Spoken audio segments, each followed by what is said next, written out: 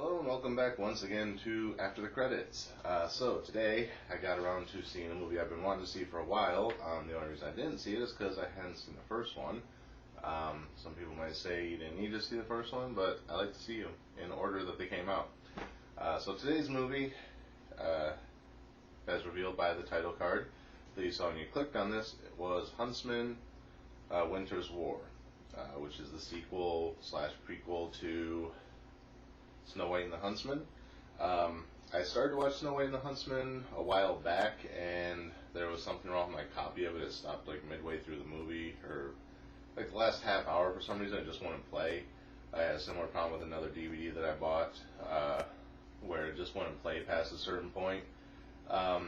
Finally got it to play the other day. I was like, let me try it in a different player, because now that I'm here at my mom's, there's tons of DVD players. I was like, well, let me see if I can finish it, then I can go see the new one.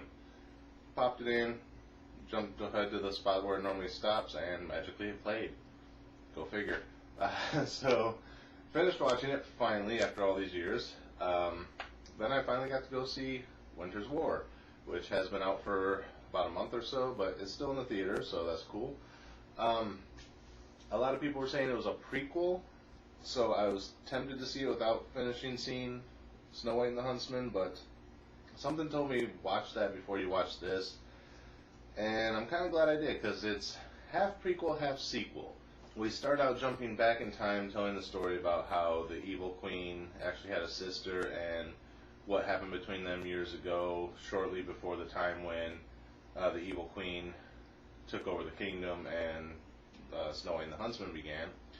Then it says, everything that happened with Snow White happened, but over here in this other land, her sister's still around doing her thing. Strangely, there's never a mention of the brother, so I don't know if he was a legitimate brother, but then again, in Snow White and the Huntsman, in the flashback scenes when they were children, they showed the brother and the queen and not the sister, so not sure how all that works out. But so anyway, Snow White, who's gone mad, sends the Huntsman to track down the mirror because she was sending it away to sanctuary or to be held by the church, so they could keep its evil power under check.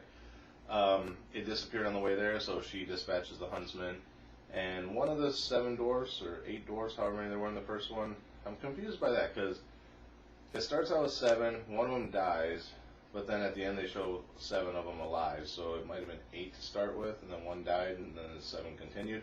But anyway, one of them is here, returning, and his brother. So there's actually 2, but his brother wasn't in the first one. So they go with the Huntsman to find the mirror, manage to track it down. It goes into the Huntsman's backstory and his wife and how she died, which I don't think 100% matches what they said in Snow White and the Huntsman. I thought they said that he had a wife and children, and the way this depicts it, his wife was a fellow huntsman, which is the name of the soldier group of the Snow Queen, and they just kind of fell in love, which was forbidden, and they tried to escape, and that's when she died. So it kind of goes into that backstory, which, like I said, is slightly different from what I remember from the first one, which I didn't fully watch back through the first one. I just watched the ending that I hadn't seen. So then it goes through that story. We get to where the evil queen comes back via the mirror, because, spoilers, she died in the first one if you haven't seen it. And then there's a confrontation between the 2 queens, the Huntsman and the rest of the Huntsmen, the soldiers.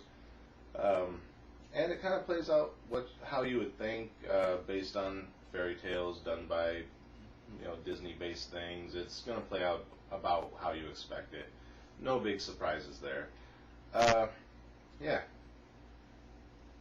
Even the Huntsman kind of calls a couple things like, well, obviously we were being deceived. It's like, yeah, he sees it, but then like other people still like, what are you talking about? So it kind of nods to itself about being cliche in a way, but not really. Yeah, and that's pretty much the story. So what would I give it as far as a star rating? Well, it's better than the first one, just because we don't have Bella from Twilight being her normal wooden acting self. Other than that, it's kind of a similar story, fairy tale story. It's like the live action version of Snow White, which they haven't done yet. Actually, it'd be kind of like a live action version of Frozen if both queens, or if both Elsa and Anna turned out to be evil, but then one of them came around, I guess. So yeah, as far as the star rating on this one, I'm gonna give it 2.5. Kind of middle of the road, not horrible, not greatest movie, just right there. But like I said, a few things were a little bit out of continuity and confusing to me, so that's why it gets bumped down to the 2.5 a little bit. So yeah, that's my review of Huntsman's Winter War, or whatever the hell it's called, the Huntsman Winter's War. There we go. I'm reading it off the screen right there. So that's my review of that. That's it for this episode. Again, as always, thank you guys for watching. Remember to like, comment, rate, subscribe, share the video. Links are in the description. That's why I was pointing down there. And up here in the corner if you're on YouTube. Yeah, more of these coming up. Got one more full review, and then I got something else to talk to you guys about at the end of that, so stay tuned. Until then, we'll see you after the credits.